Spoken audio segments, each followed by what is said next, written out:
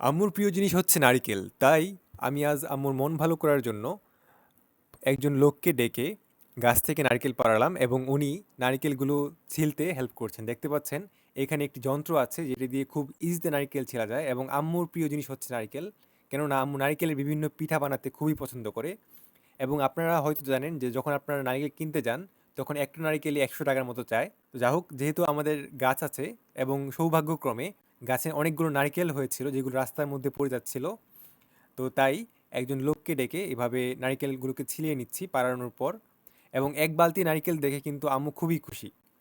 তো দেখতে পাচ্ছেন এইভাবে এই যন্ত্রটা দিয়ে খুব ইজিতে প্রেসার দেওয়ার সাথে সাথে নারিকেলটা ছিলে যাচ্ছে এবং এটার জন্য কিন্তু আপনার দা বা বটি কিছুই লাগে না। আপনারা বিভিন্ন দা বটি বিক্রি করে এরকম দোকানে এই ধরনের নারিকেল কাটার যন্ত্র খুবই ইজিতে পেয়ে যাবেন। তো দেখতে পাচ্ছেন আপনি জাস্ট নারিকেল কাটার এই যন্ত্রটা দিয়ে চাপ দেওয়ার পর কিছুক্ষণ চেষ্টা করলেই জিনিসটা ইজিতে কাজটা হয়ে যায়। আবার আজকে কিন্তু বাইরে বেশ ভালোই বৃষ্টি পড়ছিল দেখতে পাচ্ছেন। তো এরকম বৃষ্টির মধ্যে নারিকেল পেলে কিন্তু আম্মু খুবই খুশি হয়। কেননা আম্মু বৃষ্টির দিনে পিঠা বানাতে খুবই পছন্দ করে। তারপর দেখতে পাচ্ছেন আম্মু এই নারিকেলের যে পানিগুলো আছে সেগুলোকে বের করে নিচ্ছে।